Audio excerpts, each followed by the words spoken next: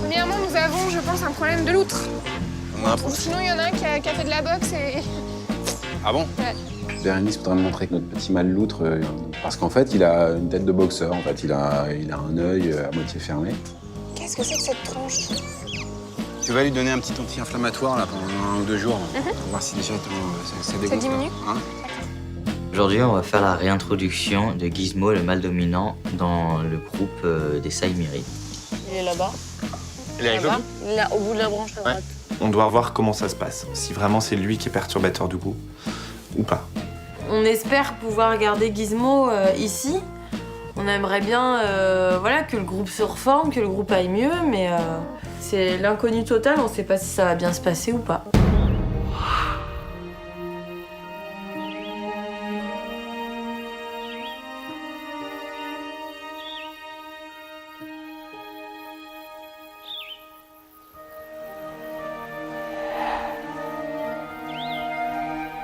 Ce matin, je suis avec Cathy et on se rend au Suricate.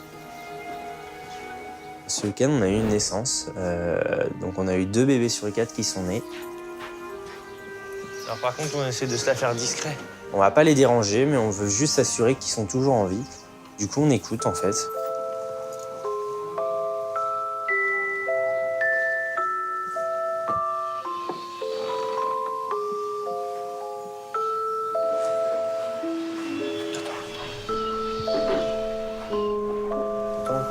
Ah si, on les entend.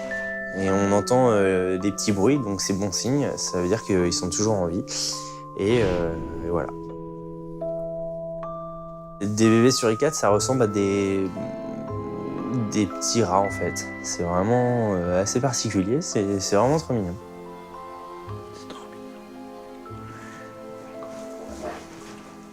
C'est vrai que les naissances en ce moment, ça y va. Mais tant mieux, ça veut dire que voilà, les animaux sont bien et du coup, bah, on le voit par les naissances.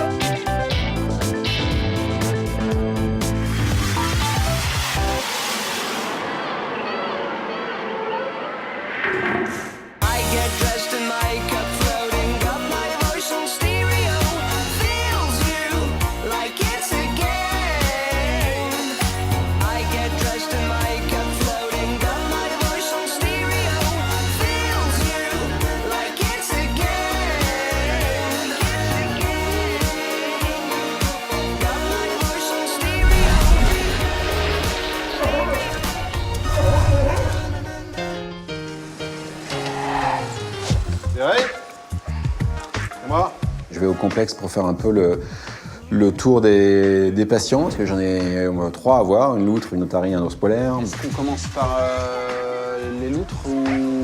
Ouais. Il a pris son vélo ce matin.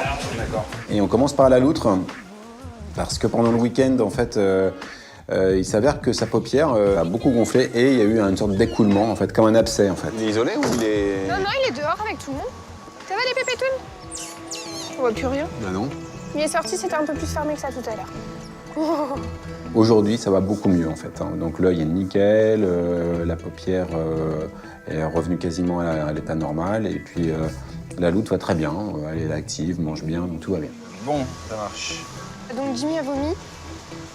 Poisson ou pas poisson? Bile très jaune. Très jaune. Oh, Dim! Ah, c'est une horreur, je vais vomir. Ah, j'ai même pas vu ce qu'il a vomi ce matin. Ah ouais, la vache. Un épisode de vomissement, c'est pas inquiétant en soi. Tu l'as nourri derrière ou pas? Il l'a pas mangé? Non, il a pas mangé. Ça peut être du poisson qui n'est pas bien passé, l'animal qui n'est pas bien ce jour-là, qui n'est pas très bien, et puis qui va se mettre à jeun tout seul, et ça va se réguler dans la journée. Cookie, beaucoup mieux. Ok. Je le trouve vraiment mieux aujourd'hui. Hier, on l'a mis au repos. Vraiment, il a pas fait... Il est encore Hier, en il avait de combat. la mousse encore. Il a décroché au spectacle du matin. Cookie est fatigué, au même titre que les autres. On est sur une période de mue pour les otaries, donc c'est une période qui est compliquée pour eux, où ça leur prend énormément d'énergie. C'est une grosse demande d'énergie, en fait, parce qu'ils perdent leur poil d'un seul coup, et il y a le nouveau poil qui vient remplacer. Donc c'est une période où ils sont fatigués, où voilà, qui les sollicite beaucoup, donc ils sont un peu voilà, en dessous, quoi.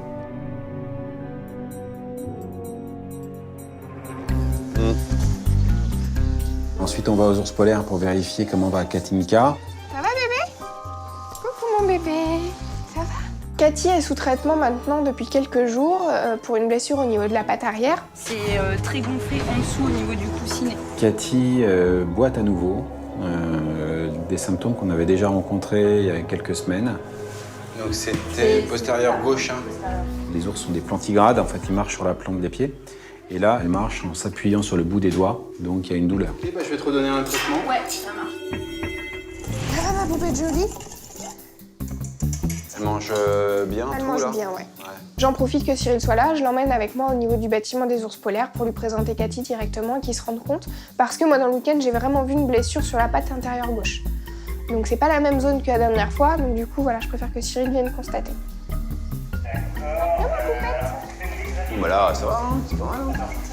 Elle a un appui plantaire, vraiment plantigrade, hein, donc elle pose toute la plante du pied par terre, donc, alors qu'il y a quelques jours, c'était vraiment l'extrémité des doigts.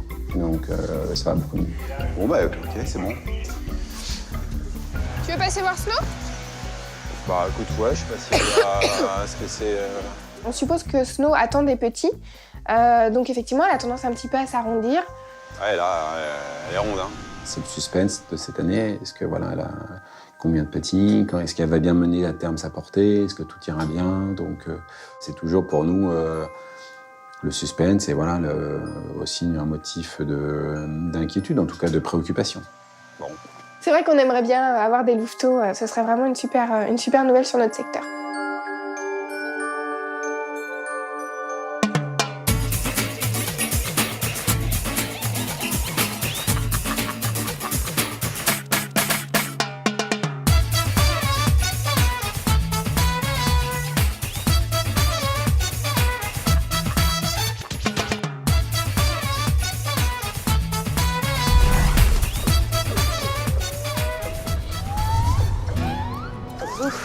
Aujourd'hui, je suis sur le secteur primate et je suis avec Marie. Elle me propose de préparer un enrichissement chimpanzé. Hop, en clos. Bah, moi, je suis toute contente. Première journée au primate et on me propose ça, donc je suis assez contente.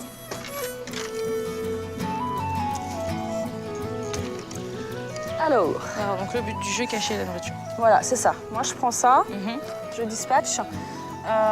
Toi, tu caches la nourriture. Alors, tu peux en mettre un peu en évidence, puis après, t'en coinces, tu vois, entre les agrès. Enfin, tu te fais plaisir de manière à ce qu'ils prennent un peu de temps pour les trouver. Je dois m'amuser en fait à répartir les fruits partout dans l'enclos, les cacher. Et après les bouteilles, j'en fais quoi? Et les bouteilles, pareil. D'accord. Ça marche? Oui.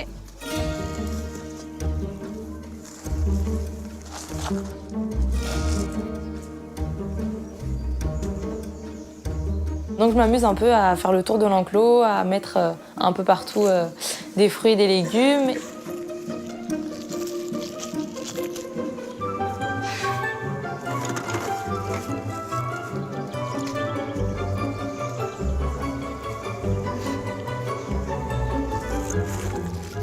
Je te laisse travailler. Hein. Ah bah oui, oui. C'est même pas, j'aime même pas c'est du travail. Je trouve pas que ce soit vraiment du travail, c'est plus un plaisir et un plaisir et une joie de pouvoir faire ça afin que les chimpanzés puissent profiter de leur enclos au maximum et qu'ils puissent profiter de l'espace et qu'ils puissent bien manger. En fait, dans la cagette, il y a aussi des bouteilles de lait. Et en fait, à l'intérieur, donc Marie s'est amusée à mettre des légumes et des graines. Et donc, en fait, elle me dit de les cacher un peu partout dans l'enclos et aussi d'en laisser en évidence. Et ensuite, une fois que j'ai réparti tous les légumes, Marie me donne un pot de miel et me dit qu'en fait, il faut que j'en badigeonne un peu partout sur leurs agrès. Ils vont sortir d'ici 5-10 minutes. Je m'amuse comme une folle, comme une enfant, à mettre du miel un peu partout sur les agrès. Parti. Je crois que c'est bon, Marie. Ouais, mais pas tout le pot. Hein. Ah ouais, bah c'est bon. T'as bien un peu de nourriture dans le sac, là, ou pas? Non. C'est une petite fierté, parce qu'au final, je me dis que grâce à moi et grâce au fait que j'ai réparti les fruits partout dans l'enclos et parce que aussi je les ai bien cachés, je me dis qu'au final, ils vont pouvoir s'amuser et s'occuper toute la journée. Je vais leur ouvrir. Je te laisse faire le tour. D'accord. Et puis tu regardes ce qui se passe, comme ça tu profites.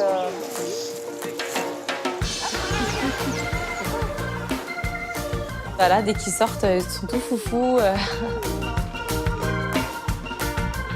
C'est quand même assez étonnant de les voir comme ça arriver sur leur enclos, parce que ils ont vraiment les mêmes manières que nous.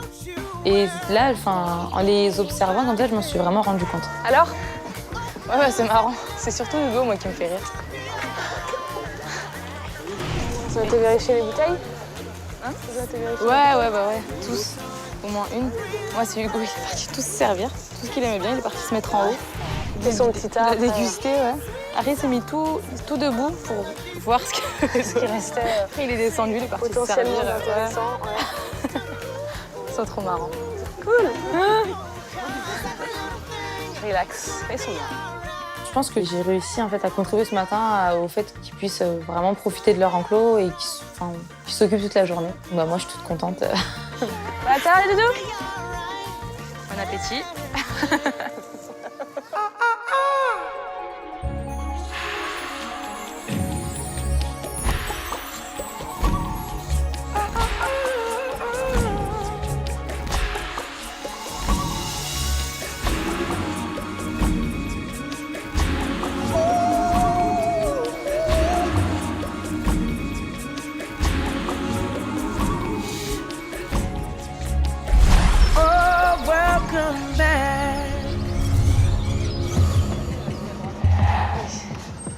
On est appelés à nos combats, donc Marie, Sabrina et moi.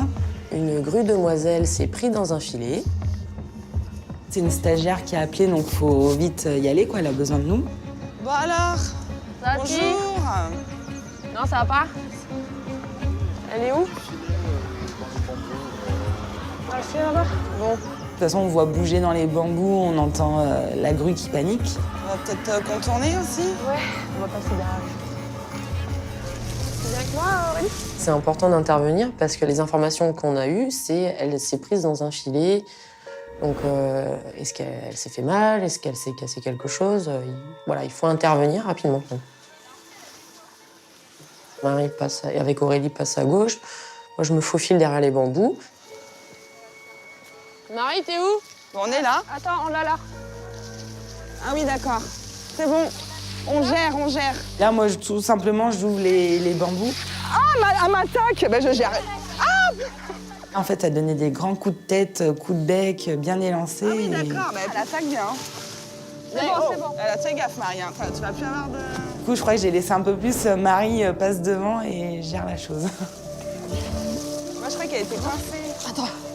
Donc, du coup, on a réussi à lui débloquer son aile. Et puis, après, il fallait juste la capturer pour la faire repasser par-dessus le filet. Oh, Marie. Vas-y, lâche. C'est bon, ça va. Comme ça y est, ça y est. Ça, c'est mauvais quand même, une grue. Hein. Pas sympathique, mais on arrive à l'attraper sans problème. Et on la remet avec ses flammes roses. C'est bon, on boit de pas, rien? Ah, je pensais pas que c'était assez mauvais que ça.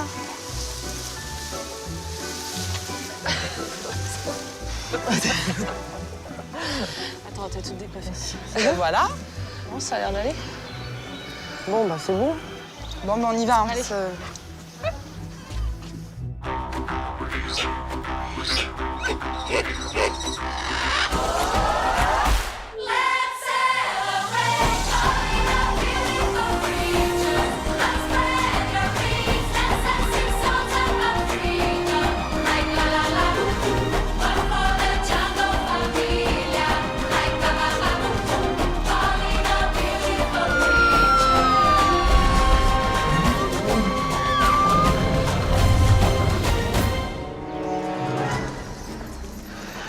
Geoffrey m'appelle pour que je puisse aller voir June, donc une de nos femelles girafes, parce qu'en fait, pendant le week-end, elle s'est coincée les cornes dans leur atelier. Si tu veux avoir grand-chose, parce que... C'est les 2 cornes ou c'est juste... C'est une corne, la corne de droite. D'accord, ok. C'est pas forcément évident, parce que du coup, elles sont assez craintives, les girafes. Et du coup, on vérifie à distance. On peut pas s'approcher trop près, sinon elles flippent et elles reculent. Bah, là, tu vois les 2, en fait. Ouais. Il y a... Ouais, bah t'as un lambeau de peau. Ce que je constate, c'est qu'effectivement, eh bien, sur les 2 cornes, il y a une partie qui est scalpée, en fait. Ah bah voilà, tu veux nous voir maintenant? Voilà, baisse la tête. Ouais, c'est bien, ma fille. Ouais. Bah oui, tu vois, il y a un gros bourgeon de chien. Ouais. Bon, ouais. Bah limite, on dirait que ça s'est coupé en 2, quoi. Ouais, oui. On voit bien. C'est rien de trop grave en soi, c'est comme si nous on tombait et on se blessait, on avait un bout de peau qui s'arrachait, bah voilà, faut juste être patient, attendre que ça cicatrise. Tu peux faire des soins. Elle vient, c'est elle qui vient, qui penche la tête? Bah elle penche la tête, mais tu sais, elle sent le truc, quoi. En fait, on se dit, si on peut essayer de lui mettre un coup de bombe, de cicatrisant, antibiotique sur la plaie, il faut que l'animal n'ait pas peur de ça. C'est-à-dire qu'on ne peut pas lui demander de venir manger une petite friandise et puis quand elle passe la tête pour lui mettre un coup de bombe sur la corne, on va le faire une fois et encore, bon, si on y arrive. Peut-être que si on l'habitue tu vois, au bruit. juste d'abord, ouais, peut-être, mais sans lui mettre sur la peau. Tu vois? Bon, essaye déjà ça. Essaye juste de la nourrir avec la bombe dans la main. Ouais. Dans la main. Si tu vois qu'elle vient sans trop de difficultés, peut-être que tu peux aussi, quand elle te regarde avec la bombe, juste faire le bruit. Tu vois, mais sans qu'elle soit à côté de toi, tu vois, juste tu fais le bruit. Si on l'habitue pas, c'est sûr que tu feras une fois et tu le feras pas bien. Bon, allez, ok, on fait ça. Je sais ça, ouais, ça roule. Après le départ de Cyril, parce que généralement les animaux aiment pas en fait. Ils savent que Cyril c'est un peu le méchant. et du coup j'attends que Cyril parte, je les laisse un petit peu au calme et je reviens un petit quart d'heure après pour voilà, faire mon petit truc. La bombe, ça serait mieux, les bananes aussi. Donc c'est une bombe cicatrisante en fait. Je suis censé en fait réussir à m'approcher au plus près d'elle et lui vaporiser ce produit en fait sur la corne. Ah bah June, bah non, faut pas que t'aies peur.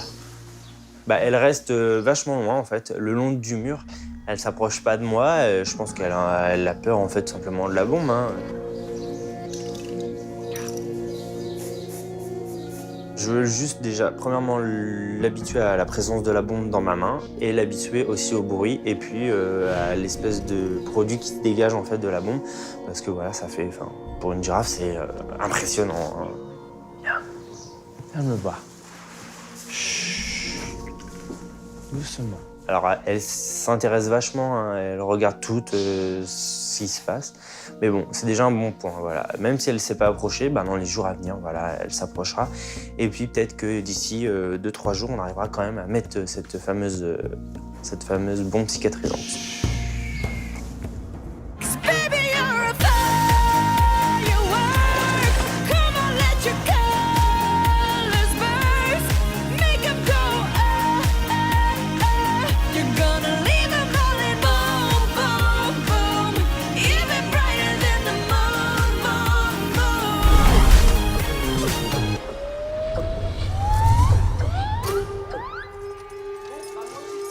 Cet après-midi, je vais voir Gizmo, notre mâle Saïmiri.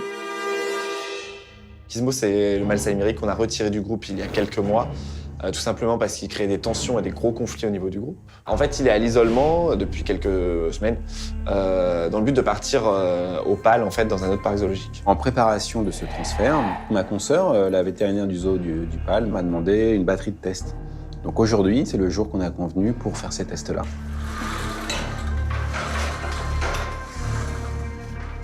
Alors déjà, la contention de Saïmiri tout seul, c'est pas forcément facile.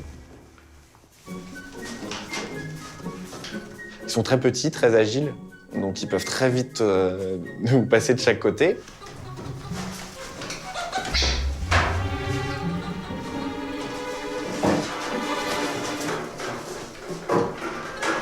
En plus, Marie au secteur primate a tendance à mettre énormément d'agrès, ce qui est un point très très positif, sauf en cas de contention. Et donc là, j'essaie dans un premier temps, de ne pas trop toucher aux agrès pour pouvoir l'attraper, mais je peux pas en fait. Il y a trop d'agrès, il faut forcément en enlever.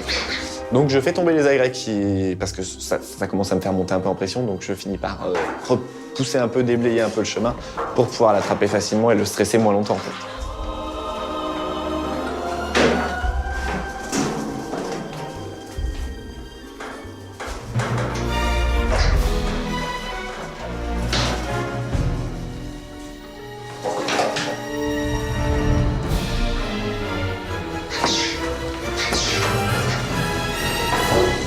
Une fois qu'il est dans l'épuisette, forcément, il essaye un peu de se débattre, mais dans l'ensemble, ça va.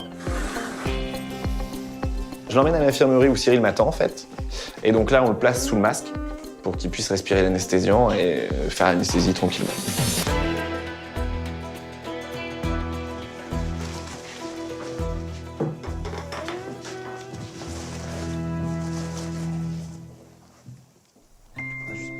Bah, ça se passe bien, il s'endort très rapidement.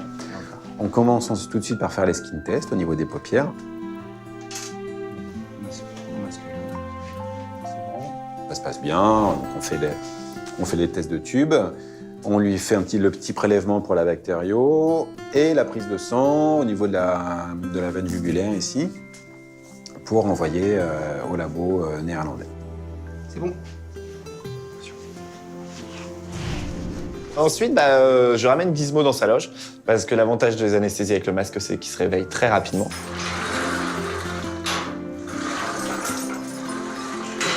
Je le relâche tranquillement. Doucement, grimpe pas. Oui, tu viens d'avoir une anesthésie. Ouais. Je m'en vais. Je prends le temps de le regarder vraiment 2 secondes et je m'en vais parce que ça le stresse, il veut encore plus se déplacer et c'est un coup qui tombe. Donc je m'en vais et je dis à Marie d'aller jeter un coup d'œil.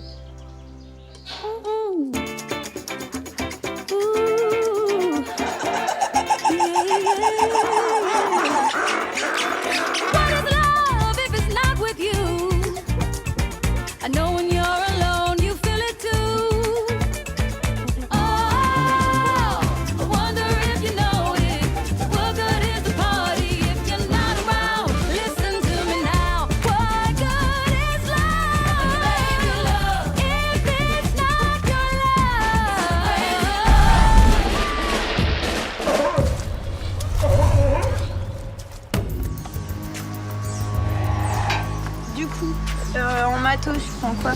J'ai pris le savon, l'éponge Lindo, une raclette et moi. Et c'est pas mal. C'est bien, c'est pas si mal. Il faut une éponge verte. Ah. On se dirige vers les loutres du Canada avec Marie. Aujourd'hui, je vais la former sur la Lindo des Canadiennes. C'est parti? Allez. C'est prêt parce que là, dès qu'on est là... C'est bon. La Lindo des loutres du Canada, d'habitude, c'est moi qui la fais. Mais bon, allons-y gaiement. Pour le coup, Marie, faut aussi qu'elle se lance. Donc aujourd'hui, c'est passage de témoin et pour le coup, je vais lui expliquer et comme ça, on sera toutes les deux formées et on pourra tourner plus facilement. Alors, c'est parti. On est parti. Allez, action. On est contente? T'as chaud là ou pas? Ah oui. Tant mieux. En 2 secondes, t'as froid. Je sais pourquoi Béret rigole autant, c'est parce qu'il faut savoir que le bassin des loutres du Canada est le bassin le plus froid de tout le complexe aquatique. Donc elle sait que je vais avoir très froid. Voilà. Tu peux rigoler, hein. Je suis tellement contente de savoir qu'on va tourner à 2 sur cette activité. Je t'ai épargnée pendant 2 ans et demi. Bienvenue. Elle est très froide.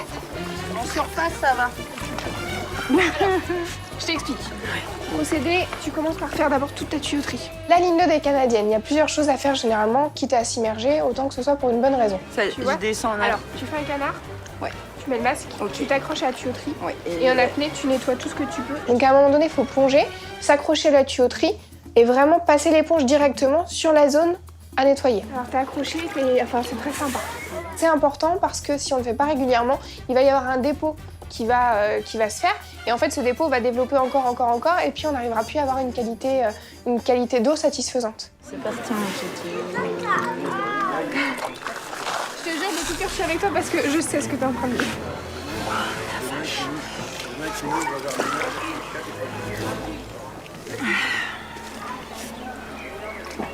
C'est parti. super froid. Elle est froide. Elle est froide. C'est horrible. Ah! Je cache pas, au tout début que j'ai plongé, je dis à Béré, ça va, c'est pas si mal. Mais en fait, après, quand je replonge, je ressors, je replonge, là, ça saisit énormément, faut dire ce qui est. Pas facile, hein? Ouais. J'ai les bouts des doigts qui sont congelés, ça me fait des fourmis. Mes pieds, j'en parle même pas, c'est atroce. Et dans le dos, où l'eau s'accumule à l'intérieur de la combi, ouch, c'est horrible.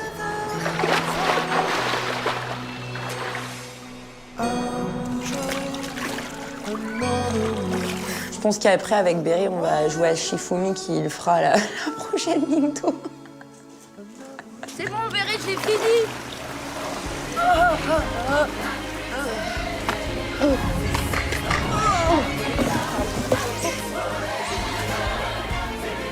On l'a refait ou pas?